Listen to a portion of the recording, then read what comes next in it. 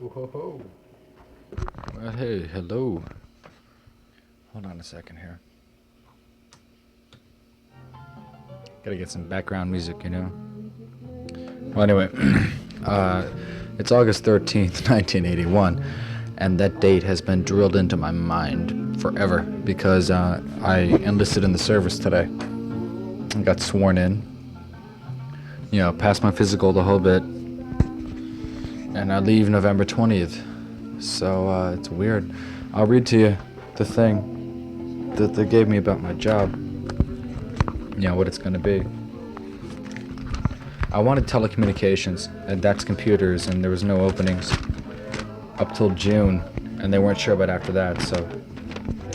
the computer readout gave me this thing here. It's weird, man. As soon as he punched in my name, like he had a job in mind for me already. He really tried to push me into this. Well, they do that, I guess. Anyway, a job has been reserved for my social security number in Air Force Specialty 32830, Avionic Communications Specialist, for enlistment on term of enlistment is 4 years and grade is Airman Basic E1. It's really E3, but they didn't get my college grades yet. Job description: install, maintain, modify, troubleshoot, and repair avionic communications equipment and test equipment. Test systems to locate defective components or interconnections. Evaluate equipment performance using test equipment and check compliance with technical publications. Place in operation and tune, adjust, and align components to obtain maximum efficiency. Equipment includes transmitters, receivers, interphone, emergency radios, and crash position indicators. Accomplishes routine modification of equipment and maintains inspection and maintenance records. Training. After completion of BMT, approximately 20 weeks at the Air Force Base, or course duration and location subject to change without notice. Beautiful. Civilian-related jobs: radio repairman and radio mechanic. For this job assignment to remain valid, you must remain qualified for enlistment. Please report any pertinent changes to your recruiter immediately. Now that you have made your commitment to the Air Force Great Way of Life, please show this reservation agreement to your friends and family. You can help your recruiter select the right people to be serving with you from your community. Provide your recruiter with a list of your friends that you would like to see in your Air Force. Beautiful promotion, man. I feel like I'm being sucked in and asked to promote it at the same time. Anyway, so I'm in. I swore in. I signed the whole bit and everything. I'm going to... I got a feeling it's going to be weird. It's going to be something different anyway. So, let me get a cigarette and I'll tell you what happened today. Hold on.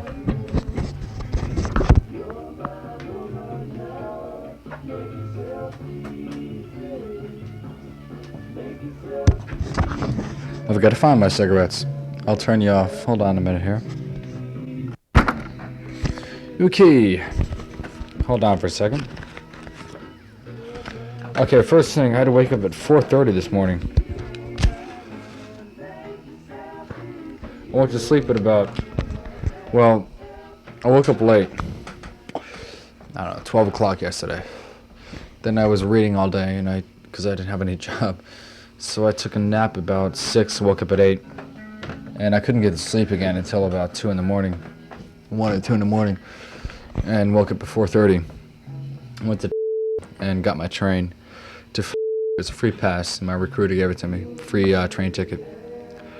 And I got there, I got lost for a second. I went the wrong way out of, and then I found out where I was and found the recruiter. The Air Force thing, the building. And I took my physical. First thing, you go upstairs and you go inside and you have your eyes checked, then your blood pressure, then a blood sample, and you sit, and then you get marched into another room and you strip down to your shorts. And he asks you questions, and most of the answers are no. Then you pull down his shorts to your knees. It's like a line of 12 of us or so. and you pull down your underwear, and he checks your balls. He like puts his fingers above your nuts and really on your abdomen, you know, and tells you to cough with a hand in front of your mouth. I don't know why. And another thing was your hearing. He tested that too, and I passed. I told him I had the clap. I got the clap. That's fixed now, I think. I took the pills and everything. And he said, how long ago? And I said, well, it should be cured by now. And he goes, oh, that's cool. You know, in his own words, he said, that's cool.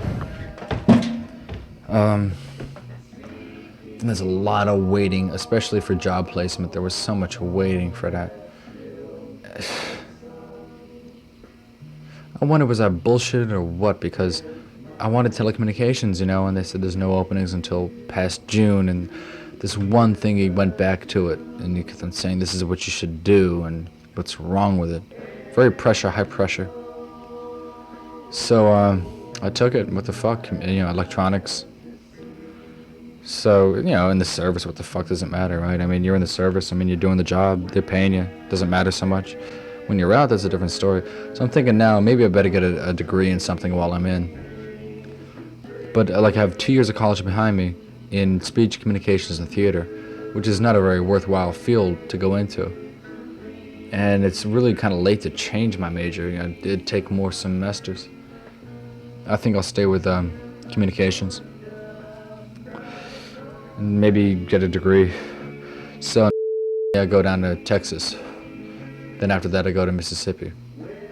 And I'll be near Mardi Gras. They say that's the greatest thing about it, be near Mardi Gras. I'd rather be in Denver, Colorado, but what the fuck. So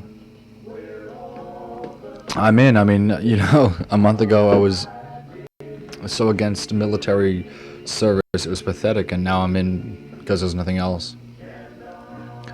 I think I told you about how I lost my jobs, fired me, because I was different.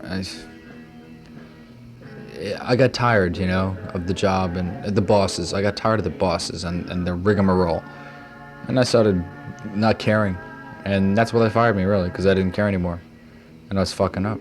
I was letting things slide, you know, but really not that much. I mean, they fired me because I talked a lot. I think that's what it was, you know. I mean, technically they fired me because I had a ticket gun, and 9:30 we were gonna leave. They turned the lights off, and my ticket gun's on receiving. And I didn't feel like going back there trying to find it in the dark. I couldn't, you know. And they said get a flashlight, and there wasn't a flashlight behind the service desk. And I said, forget this shit. I walked out. Then I came back in. I figured maybe I better find it. And they still didn't have a flashlight. They said go out on the floor. Get one off the floor, go back and receiving, find the gun, bring it back to us, get your card, punch out. I said, forget it. I walked out. The next day I came in early, and I made sure I found it before I punched in. And I had it before I punched in, like 15 minutes before I punched in. But I didn't punch in. They told me I was fired. Well, okay, goodbye. Then I had a job at a gas station, you know, that I had with, but they fired me because I wasn't giving them money out of my check, and I was raising a lot of hell about that. Really, they fired me because I was raising hell about they can't take money out of your paychecks. And I had to take days off to work on my car.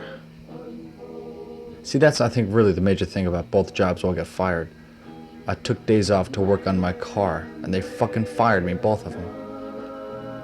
That pisses me off. Because, like, if I'm going out partying, if I'm going to get drunk, I'll be at work the next day. I may be hungover, but I'll be there. Is that all that counts? Is just being there is all that counts as long as you're there?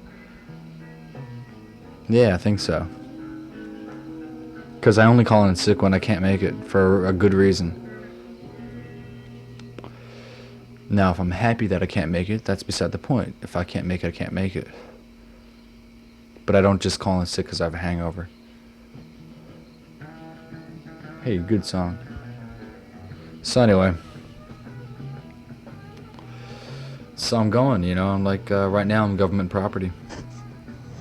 The next 4 years, God knows, I mean, shit. With my ideas about justice, you know, and my mouth.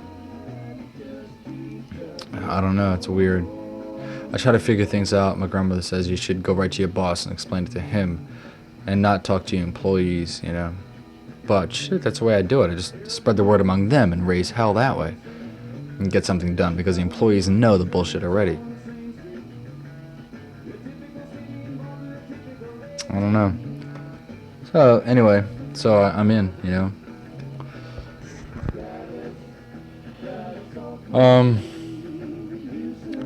So I don't know what's gonna happen. Next 4 years is gonna be weird.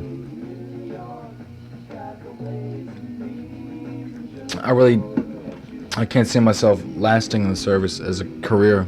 I've considered it, but I don't think I could do it for 20 years.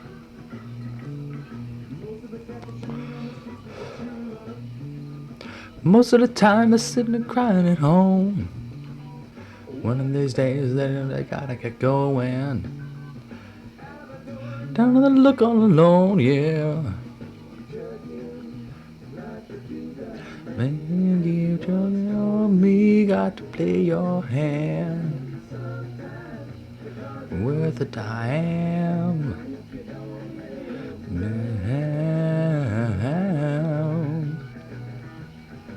So, I've been hanging out with Kevin a lot. Kevin's pretty cool.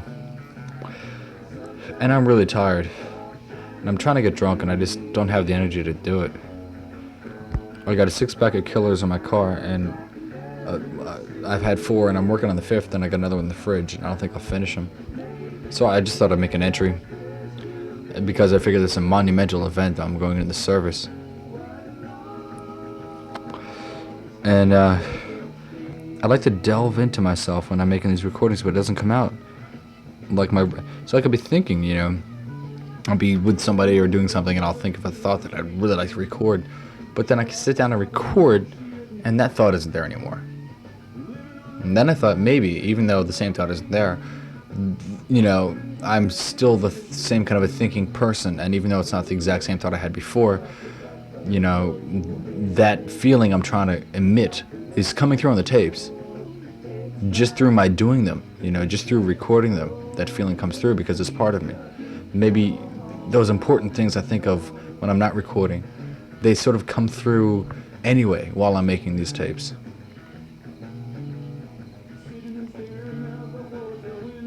I hope. And, you know, I'd like them to sound very intelligent, but they're as intelligent as I am, and that's questionable. I mean, I figure above average a little bit, but I'm nothing, you know, no big deal. I just finished reading Jack Kerouac's biography. That was good. I finished 3/4 of it, or maybe 2/3 of it, yesterday. Just the whole day I sat down and read. There's nothing else to do. I didn't feel like TV rots your mind. I didn't feel like watching TV. Too much TV. It's like it's like a drug, an escape from socializing.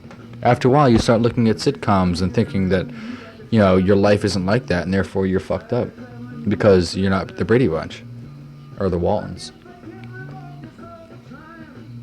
In 10 years, people listen to this tape and go, Brady Bunch, Waltons. What's that?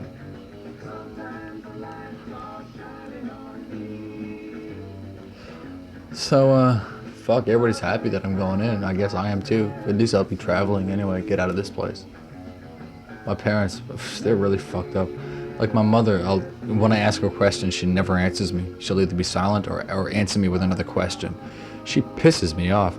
She's an arrogant, she is spoiled without being showered with presents and gifts and wants. I mean, she's just a spoiled person. She controls my father, you know, he's henpecked. And you can't help being part of your parents. And I have gained that quality in my father that will make me a henpecked husband also. Which is why I'm not going to get married till I'm 30, till I make sure I am in control. Women, I don't give a shit about women's lib, that's bullshit. History dictates, man. All through history, women have been submissive in as far as roles, okay? But they're like servants. I mean, servants get their own way. I mean, they have their own thing, and women have their own thing too, without having to be in the job market, being bosses to everybody, you know. Women just, no way, man. It's not meant from a religious aspect, you know. Women are not meant to be empowered, to be in control of things like that.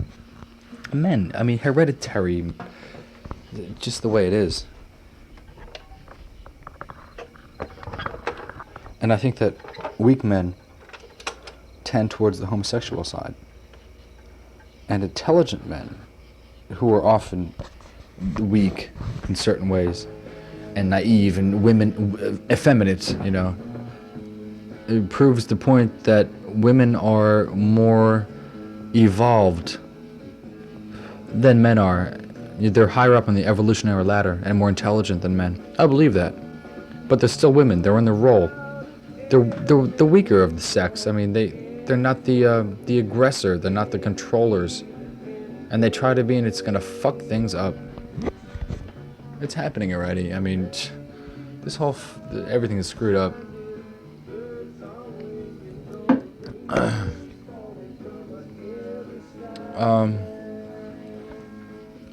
Well, there's some thoughts, you know. 21 years of age, in August of '81. I started these things when I was in, it was about 4 years ago. Long ass time ago. When I can remember, I would do these recordings, and it would be sneaky to record after drinking 3 beers, you know. I'm an alcoholic. I mean, it's my thing. It's just sort of, I don't know, it makes things the way I feel they should be. When I'm sober, I'm shy, sort of paranoid, introverted, and unhappy. When I'm drunk, I'm more abrasive. When I'm drinking, I'm more abrasive. And I enjoy that. I think that I should be like that. Yeah, effeminate, you know. In a way, I'm womanly, and I don't like that. And I figure maybe by the time I'm 30, but I guess you're always yourself no matter how old you get. Well, I don't know, we'll see. I'm only 21, I guess I have a lot of growing to do. I mean, I can say I'm only 21, then I can say I'm 21 already, you know. I'm gonna be 22 in a couple months. At least I'll be 22 before I go to the service. I'll be 26 when I come out, if I come out. 26, man, it's gonna be incredible. I don't know if that's gonna be weird. It's a guaranteed job.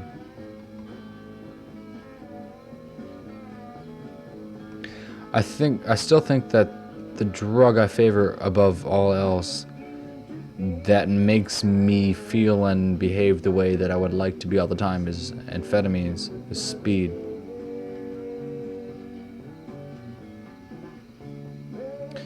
Acid, like I did acid about 3 days ago, 3 or 4 days ago, and about a week before that. That doesn't really do a whole lot to you. I mean, it's fun, but it doesn't really mark you. A little bit because of the experience, but chemically it doesn't restructure you at all. Well, maybe, you know, such a small bit, it's not even noticeable. It doesn't show up on anything. Even a psychology test, it wouldn't even show it, you know. Well, I guess that's about it. It's gonna be a short one tonight. Even though when I stopped these things, I feel like there was so much more I should have said. But, you know, if I stop and start and stop and start and stop and start, I'm creating a false me.